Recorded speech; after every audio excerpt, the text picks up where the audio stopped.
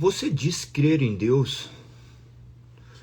Muito bem, porque até os demônios dizem crer. Então, pelo menos igual demônios,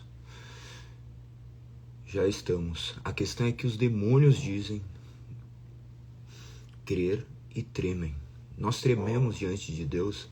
Nós temos visto uma sociedade cada vez mais distante da vontade de Deus. A crença em Cristo é uma crença completamente supersticiosa, uma crença onde eles partem de pressupostos completamente subjetivos. O que significa isso? Que eles creem da maneira como eles julgam ser melhor e não de acordo com que se a palavra se revela, né? Como a palavra define o que é Cristo, Deus encarnado. Partem de pressupostos onde eles aceitaram Deus, onde Deus estava lá, morreu na cruz para possibilitar uma salvação e não efetivamente salvar. Partem de pressupostos errados, naturalmente a vida será errada, naturalmente as coisas caminharão para um abismo enquanto as pessoas sorriem. Meditar na palavra é necessário para cada dia conhecer mais deste Deus que escolheu salvar um povo para si. Bom dia a todos, bom dia aqueles que estão aí de todos os lugares do mundo, né? Tem pessoas de Toronto, de Portugal, da Suíça. Bom dia, Silvia. Bom dia, Gandhi, Eliane, Mari. Bom dia, bom dia. Que vocês estejam muito bem. Que Deus nos capacite e nos conduza a cada dia mais estar diante da sua presença. Que Ele nos fortaleça e nos guie ao entendimento. Hoje nós vamos meditar no Salmo 119, verso 163, onde diz: 7 vezes por dia te louvarei, porque teus estatutos são justos. A razão aqui não é uma razão numérica simplesmente, embora o 7 tenha uma conexão muito forte com essa questão de perfeição. 7 dias o mundo foi feito, atrelarem justamente a isso. Aqui não está atrelado única e exclusivamente a uma quantidade, mas sim manifestação da constância em estar em louvor a Deus. Será que sua vida é um louvor a Deus? Sua vida manifesta esse louvor a Deus? A maneira como você vive vai manifestar o Deus que você serve? Se as pessoas olharem para a sua vida, elas vão ver algo de diferente. O cristão, ele não é reconhecido pelo que ele fala simplesmente, mas pela maneira como ele vive. Por óbvio, suas palavras devem refletir coisas que emanam das Sagradas Escrituras, mas acima de tudo, de boca calada, será que nós temos refletido a imagem de Cristo? A razão do salmista louvar é justamente crer que esses estatutos são justos. Você encontra justiça na palavra de Deus? Ou você olha e você fica ali definindo o que é justo e o que é injusto?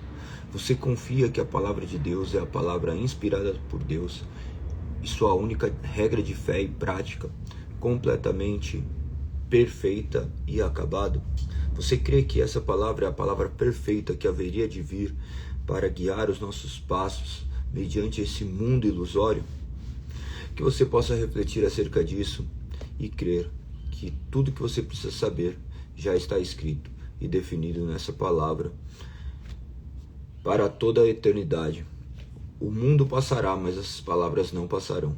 Passaram-se anos e essa palavra permanece firme e inabalável. Tentaram colocar em descrédito essa palavra durante vários períodos da história. E quanto mais o tempo passa, mais ela se torna real e viva. Não tanto quanto pelo que a ciência começa a descobrir, os arqueólogos começam a descobrir, mas sim por causa daquilo que ela faz. Ela abre os olhos daqueles que estão cegos, ela traz luz aqueles que estavam nas trevas, ela traz vida para aqueles que estavam mortos. Que você possa confiar nessa palavra, que você possa louvar ao Senhor o dia inteiro, que você possa não conseguir contar mais quanto tempo você tem louvado ao Senhor, justamente por confiar que essa palavra é a definição perfeita de Deus. A única definição que nós poderíamos ter e conhecer a Deus se foi manifesta justamente por conta dessa palavra. Que Deus nos guie, nos abençoe, que possamos hoje meditar nesses 4 capítulos diários que nós temos proposto a meditar. A leitura de hoje é do livro de 1 Samuel, capítulo 17, 18 e 19. Vamos para a leitura. Peguem suas Bíblias. É muito importante você ter sua Bíblia, tá? É muito, ou melhor, é de extrema importância você estar com ela em mãos, mesmo porque você deverá meditar de acordo com aquilo que está escrito, lendo com seus próprios olhos e não apenas acompanhando de maneira superficial através do que eu falo. Você deve ter este relacionamento individual. Eu estou aqui para auxiliar, eu não estou aqui para suprir e muito menos ser um substituto para você. O único substituto que existe na nossa vida é Cristo. Nós estamos aqui como irmãos, meditando nessa palavra e clamando para que o Senhor abra nosso entendimento. Vocês já viram ali Samuel ungir Davi no capítulo 16, aquele que não tinha nada que o atraísse a não ser aquilo que estava dentro do seu coração, que era perceptível somente por Deus. Não que exista algo bom dentro do coração do homem, mas sim daquilo que Deus coloca dentro dos nossos corações. A sua glória que será manifesta em algum momento da nossa vida. Olha que interessante, né? Você vê Davi, o homem que estava ali sendo desprezado, ser chamado por Deus como um representante.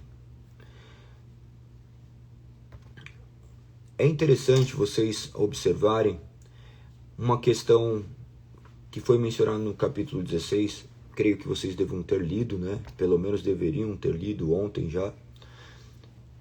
Olha o que diz no verso 14. O Espírito do Senhor se retirou de Saul, e o Senhor enviou um espírito maligno que o atormentava. Quem envia este espírito maligno? Olha que chocante, né? O Senhor havia enviado esse espírito maligno. Isso manifesta justamente o poder de Deus sobre todas as coisas. As pessoas olham e imaginam que o inferno pertence ao diabo. Nada pertence ao diabo. Tudo pertence a Deus. Deus está no controle soberano de todas as coisas. Ele dá ordem a todas as coisas. Você vê ali, ele enviar um espírito maligno para atormentar Saul. Esse espírito do qual o atormentava, e ele era acalmado por intermédio justamente de Davi. Talvez você tenha lido isso, ou você já tenha escutado falar que Davi tocava essa música para acalmar esse espírito maligno que o atormentava, e você criou um misticismo em cima dessa música, achando que a música acalma e espanta espíritos malignos. O que é uma verdadeira mentira, tá? Era a música tocada por Davi. No final das contas, o que fazia com que esses espíritos malignos, ou de qualquer forma, Saul tivesse mais serenidade e calma, era justamente pela presença de Davi. A presença do qual Deus colocava diante de Saul para que fosse uma providência na vida de Saul. E justamente começasse a estabelecer o reinado de Davi. É simplesmente isso.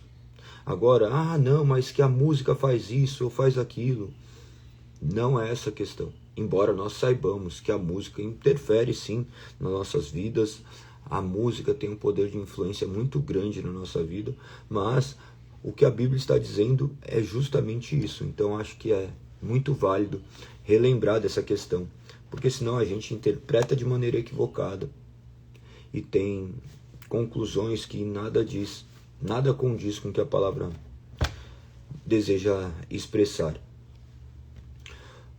Capítulo 17, vocês vão observar o desafio que todas as manhãs e toda a tarde acontecia por intermédio do filisteu Golias. Golias, que era um gigante que impressionava pelo seu tamanho, quase 3 metros de altura, mais precisamente mencionado pela Bíblia, cerca de 2,90 metros de altura. Manifesta toda a sua armadura, algo que é completamente chocante, manifesta todo esse poder. Quando ele gritava, os israelitas possuíam medo, né? A palavra mostra que eles ficavam aterrorizados e abalados.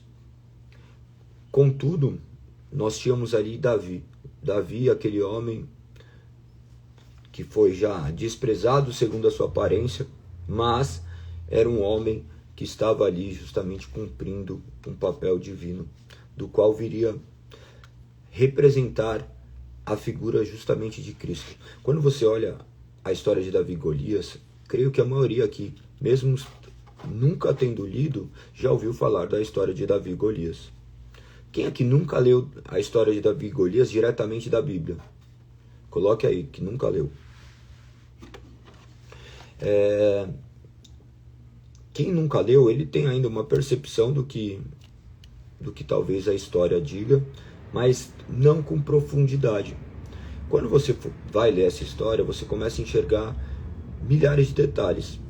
Um detalhe é que ele era de Efrata, tá? De Belém. Observe que ele tinha que ir até o campo. Os filhos de Jessé, incluso Davi, né, que está ali, vocês vão verificar que eles estavam alistados no exército. Tanto que esses 3 nomes que são mencionados, Eliabe, Abinadab e Simeia, eram justamente os 3 do qual Samuel foi lá fazer a unção e se depara com eles 3. São os 3 nomes que são mencionados. E depois nós sabemos que eles estavam alistados. Então, nada acontece por acaso, né?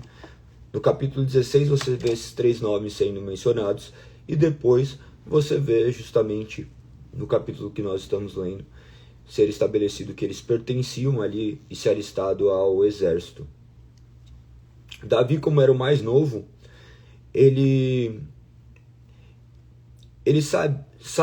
sabia dessa necessidade, né, de ajudar o pai, tanto que ele cumpria de maneira fiel aquilo. Nós vimos que no momento da sua ordenação ele era o único que estava de fora. Ele era o único que estava ali trabalhando, fazendo as suas competências. A razão nós não sabemos o porquê, mas manifesta de maneira muito clara que ele estava ali cumprindo com a sua obrigação. Você vai verificar no verso 14, ou melhor 15, que enquanto Davi ia e voltava para ajudar seu pai a cuidar das ovelhas em Belém.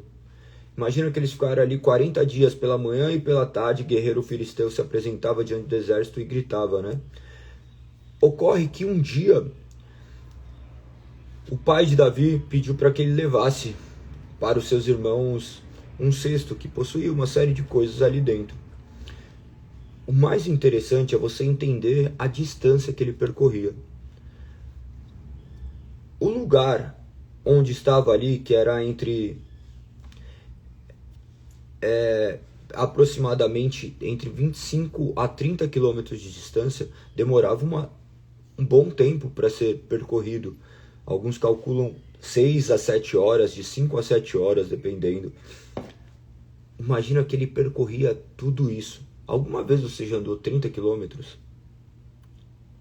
Provavelmente não, né? É algo muito grande para ser percorrido. Imagina, ele fazia isso de maneira constante. Ele ia e voltava. E um dia que ele vai até lá, ele se depara com tudo que estava acontecendo. Quando ele fazia isso, nesse dia em específico onde ele partiu de maneira a levar estes alimentos, é mencionado que ele deixa as ovelhas com outro pastor. Muito interessante todas essas abordagens minimalistas da palavra, porque ela visa contar um enredo perfeito ali, pelo menos com informações o suficiente para que você fique ciente da história, naquilo que é essencial. Ele observando todas essas questões acerca dessa guerra, acerca desse próprio gigante que estava ali, ele não se intimida diante do que ele faz. Diante dessas ofensas de Golias, Davi se posiciona. Ele menciona no verso 26, ele diz assim: afinal de contas, quem é esse filisteu incircunciso para desafiar o exército do Deus vivo? Olha que interessante. Ele, pequeno, sem as suas habilidades de guerra, diante de toda aquela circunstância de pessoas que estavam ali com medo e aterrorizados, ele estava ali ousado e corajoso. Lembre-se que essa ousadia e coragem não emana simplesmente de um ser humano, mas sim do próprio Deus. Deus é o que faz essas coisas dentro de nós. Deus nos traz coragem quando nós estamos com medo. Deus age quando nós não conseguimos agir. Quando nós falamos de Davi derrotando Golias, não se trata de colocar você derrotando gigantes da sua vida. Embora seja válido você olhar e falar assim: eu tenho alguns gigantes que devo ser derrotado, e você acreditar nisso. Mas o plano de fundo dessa história retrata justamente Cristo, um homem simples, humilde, nascido de maneira completamente simplória, invadindo um mundo de maneira que ninguém o reconhecia como grande, destruindo o grande inimigo, que é justamente a morte. O plano de fundo sempre vai ser esse. Ocorre que, infelizmente, nós não olhamos dessa forma, nós olhamos de maneira completamente equivocada para isso. Leiam com muita atenção, vocês vão verificar uma série de particularidades das Sagradas Escrituras, vocês vão verificar ele arrancando a cabeça de Davi, de Golias, vocês vão verificar as armas, a arma que ele usa, vocês vão verificar ele contando, ele diante de Saul ali, quando se depara, você vê todo esse preparo, você vê onde ele, tomando conta das ovelhas, ele já tinha passado por toda essa preparação, onde ele lutou contra leão e urso. Então, a vida envolve justamente todo esse preparo. Saiba que Deus está te preparando também para grandes vitórias, né, que vão glorificar o nome dele. Pense em tudo que você fizer para glorificar o nome do Senhor. Leia esse capítulo 17, é muito interessante, que você possa enxergar essa realidade, que você possa enxergar esse agir sobrenatural de Deus. Naturalmente, quando você vê uma pedra ser atacada, você não vê uma pessoa cair para frente. Naturalmente, ela cai para trás. Ainda mais um homem daquele tamanho. Quando ele toma pedrada, ele cai para frente. Talvez muito parecido com aquela... com os deuses, quando eram destruídos, as imagens, elas caíam e perdiam suas cabeças. Você lembra que nós mencionamos acerca disso? Então, preste muita atenção, é bem interessante vocês observarem todas essas semelhanças que existem no enredo bíblico. Por que é interessante você ler a Bíblia todos os dias? Porque os assuntos ficarão frescos e você conseguirá fazer essas conexões. Pensa que, lendo durante um ano, você tem uma visão global, assim, mas devido ao lapso temporal, naturalmente você vai esquecendo algumas coisas, você não consiga ver. Por isso, quanto mais capítulos você ler por dia, melhor. Ainda que isso faça com que você perca um pouco a atenção, alguns assuntos ficam mais frescos. Então, alterne a maneira como você vai ler a Bíblia, de maneira que você possa fazer de maneira constante. Pega 2 meses, fala assim: eu vou ler a Bíblia em 2 meses, em 1 mês. Em um tempo rápido, você vai ler ela de maneira global, você vai ler também com atenção e você vai ver que os assuntos, naturalmente, eles fluem de maneira diferente.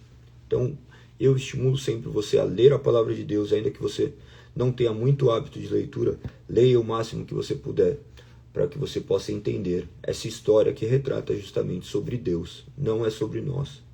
Esse é um grande problema de olharmos para a Bíblia e imaginarmos simplesmente as nossas histórias. Embora esteja diretamente ligada a nós, de maneira que um Deus pessoal habitou a terra, se fez carne para morrer de maneira única, individual por nós, como ele morreu por todos aqueles que haveriam de crer, ele morreu de maneira individual, uma substituição. É necessário você compreender isso. Talvez algumas coisas que eu esteja falando aqui sejam completamente novas para você, justamente porque vocês não passaram por este processo não é nem de aprendizado, mas de contemplação do que é a palavra, de meditação na palavra. A maioria escuta falar de Deus e abraça aquilo que falam de Deus sem sequer questionar e verificar se está dentro do contexto bíblico mesmo. Nem tudo que falam por aí se trata justamente de Deus. Deus escolheu se revelar por intermédio da sua palavra e nós vivemos em obediência e direcionados por essa palavra. Então que você possa meditar e ler com muita atenção todos esses detalhes. Depois da vitória, naturalmente, Davi começa a ganhar mais preponderância. No capítulo 18 você vai verificar que isso começa a gerar inveja, por vezes até Saul tentando matá-lo. Essa perseguição começa a se tornar cada vez mais constante. Lembre-se que Saul reinou durante 42 anos. Então, muitos episódios que passam aqui são episódios bem duradouros, onde vocês vão verificar, não vão conseguir fazer uma cronologia perfeita. Por isso que é importante utilizar de recursos. Tem livros cronológicos, bíblias cronológicas, procurem na internet, que isso vai deixar a história muito mais viva, tá? Nós estamos então nesse capítulo 18, onde retrata de maneira bem precisa isso. Vocês vão verificar também Davi se casando com Mical, sendo enganado, Saul tentando planejar a sua morte. Vocês vão verificar que pede para que ele vá até os filisteus e arranque 100 prepúcios daqueles guerreiros filisteus, justamente para que ver se ele não voltasse vivo. E é muito semelhante ao que ocorre depois. Vocês vão verificar mais para frente Davi fazendo a mesma coisa com Urias. Contudo, aqui você vê Saul planejando dessa forma, mas vocês vão verificar Davi obtendo em êxito essa sua batalha, onde ele não simplesmente traz 100 prepúcios, ele traz 200. Prepúcio, que lembre-se que é uma parte da pele do órgão genital masculino, onde manifestava ali que aqueles homens eram impuros, incircuncisos, eles não haviam sido circuncidados. Então, naturalmente, eles não pertenciam ao povo de Deus, porque a grande marca do povo de Deus era a circuncisão. Essa circuncisão que hoje nós cremos que foi substituída pelo batismo. Mas, acima de tudo, essa circuncisão hoje não é representada por algo físico, mas sim por algo espiritual. Nós não conseguimos enxergar e ver quem são aqueles verdadeiros cristãos. Quantas pessoas são batizadas, mas sequer conheceram a Cristo. Quantas pessoas fizeram profissões de fé meramente da boca para fora. Então, o verdadeiro Israel é completamente espiritual, onde somente aqueles que nasceram do Espírito, que nós não sabemos quem são, mas nós olhamos para todos como potenciais irmãos. Olhe dessa forma e você verá de maneira completamente distinta. No capítulo 19 continua justamente essa perseguição de Saul, onde você vê esse espírito maligno mais uma vez atuar na vida de Saul. No verso 9 diz assim: um dia, porém, quando Saul estava sentado em casa com uma lança na mão, outra vez o espírito maligno enviado pelo Senhor se apoderou dele, enquanto Davi tocava sua harpa.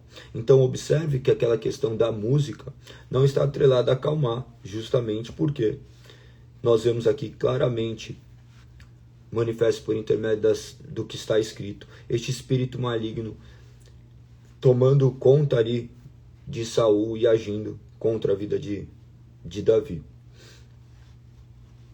Davi se desvia da lança, por óbvio, vocês sabem, e vocês vão verificar que ele escapa. Depois a Mical, que era a sua esposa, o esconde. Vocês vão ler essas histórias e ver todos os detalhes. Se atentem a pequenos detalhes, mas não criem histórias onde não existem, tá? Nós somos muito criativos. Naturalmente, nós queremos preencher lacunas com a nossa imaginação. Nós não fomos chamados para fazer isso dentro do contexto bíblico. Claro que nós podemos supor, imaginar coisas que são intimamente ligadas, diretamente, naturais, mas devemos tomar muito cuidado com isso, tá? Olha que interessante a partir do verso 18. Assim Davi escapa e vai a Ramá encontrar com Samuel e conta tudo que Saul havia feito. Davi vai morar com Samuel. Depois ele é informado que Saul envia oficiais para prendê-lo. Daí diz: quando chegaram lá, viram Samuel à frente de um grupo de profetas e profetizavam. Então o Espírito de Deus se apoderou dos oficiais de Saul e eles também começaram a profetizar. Quando Saul ouviu o que havia acontecido, enviou outros oficiais, mas eles também profetizaram. A mesma coisa aconteceu com o terceiro grupo. Por fim, o próprio Saul foi a Ramá e chegou ao grande poço num lugar chamado Seco.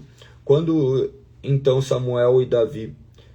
Onde estão Samuel e Davi? Perguntou ele. Alguém informou: estão em Naiote, em Ramá. Mas no caminho para Naiote, em Ramá, o Espírito de Deus veio até mesmo sobre Saul, e ele também profetizou até chegar em Naiote. Saul rasgou as suas roupas e, despidos, deitou-se no chão o dia todo e a noite toda, profetizando na presença de Samuel. Por isso surgiu o ditado popular: acaso Saul também é profeta? Nós vemos depois Jonatas ajudando Davi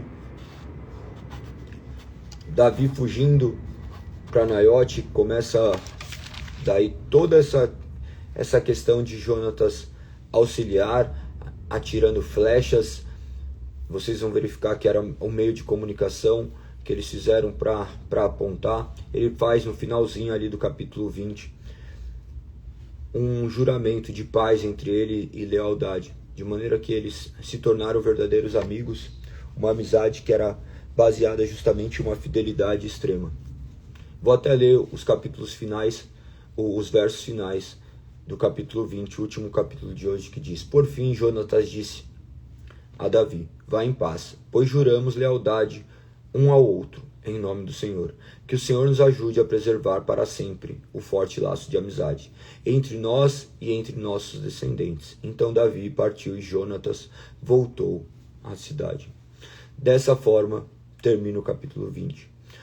Vendo a fidelidade do Senhor, enviando providências dos mais variados lugares para preservar a vida de Davi, fazendo com que o seu plano fosse justamente cumprido. É muito belo todo o enredo bíblico. Meditem nas Sagradas Escrituras, leiam com muita atenção tudo aquilo que está escrito, sabendo que essa palavra reflete justamente a vontade de Deus para a sua e para a minha vida. Vocês não vão demorar nem 20 minutos para ler. Se você ler bem lentamente, talvez chegue aí em 20, 25 minutos. Então, se você quiser fazer consultas, claro que vai demorar um pouquinho mais, mas creio que esse tempo passará voando, que é justamente você ouvindo a voz de Deus. As pessoas falam: eu não escuto a voz de Deus. Leia a Bíblia em voz alta e você poderá escutar as palavras que Deus deixou de maneira inerrante para guiar as nossas vidas. Nós não somos guiados por aquilo que nós achamos, nós não somos chamados a ser guiados por visões, por sonhos, por profetas, conforme foi mencionado neste tempo. Nós estamos falando aqui de 2.200 anos atrás. Nós cremos que Cristo já veio e falou no último tempo, nos últimos tempos, por intermédio da sua vida, retratada de maneira perfeita pelos apóstolos. O cânon bíblico já está fechado. Nós não cremos que Deus tenha novas revelações. Nós confiamos unicamente, exclusivamente naquilo que está escrito. Ainda que venham pessoas, manifestem milhares de sinais e maravilhas, nós confiamos justamente naquilo que está escrito. Estes sinais que por vezes são ilusórios e nos levam justamente a uma crença falsa. Nós confiamos nessa palavra. Eu digo eu, né? Eu não posso falar por ninguém. Eu posso falar única e exclusivamente por mim. Eu confio única e exclusivamente nessa palavra. Um dia chegará na eternidade.